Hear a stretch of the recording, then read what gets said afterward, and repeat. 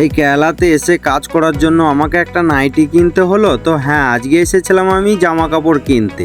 তো এসে দেখি যে এগুলো হয়তো ছেলেদের প্যান্ট, কিন্তু না, এগুলো হচ্ছে মেয়েদের প্লাজো। আর এটা আমি দেখি আমি তাড়াতাড়ি করে ফের রেখে দিই। তাহলে কি আমি মেয়েদের জামা কাপড় দোকানে ঢুকে পড়লাম আর মাথা চুলকাতে চুলকাতে ছেলেদের জামা কাপড় খুঁজতে শুরু করলাম। কিন্তু না, এদিকে সব দেখো, সব মেয়েদের কালেকশন, সব কত সুন্দর সুন্দর মেয়েদের জামা কাপড়। তারপর আমি এইদিকে বড় বড় প্লাজো গুলাকে দেখতে শুরু করলাম যে এই আজকে একটা কি বলবো গাইস, এত বড় বড় যে 2-3 জনা মিলে একসাথে ঢোকা হবে। তারপরে নজর যায় টি শার্টের দিকে, ভাবলাম টি শার্টটা নেবো, কিন্তু না, এটাও মেয়েদের। আমার মনটা ভেঙে চুরচুর হয়ে যায়। তারপর আমি ডিসিশন নিলাম যে আজকে একটা নাইটি আমি কিনবো, তাই চলে এলাম নাইটির কাছে। আর এখানে এসে দেখলাম বিভিন্ন রকমের কালারের নাইটি, এত সুন্দর লাগছে, তোমার পকেটে পয়সা না থাকলেও কিনতে তোমার মন যাবে। তারপর আর দোকান হইলে আমাকে একটা বের করে দিল, যে বললো যে এটাকে ট্রাই কর। আর আমি এখানে ট্রাই করতে শুরু করলাম। তো তোমরা গাইস বলবে দেখে যে আমি নাইটি পরলে আমাকে কিরকম মানাবে,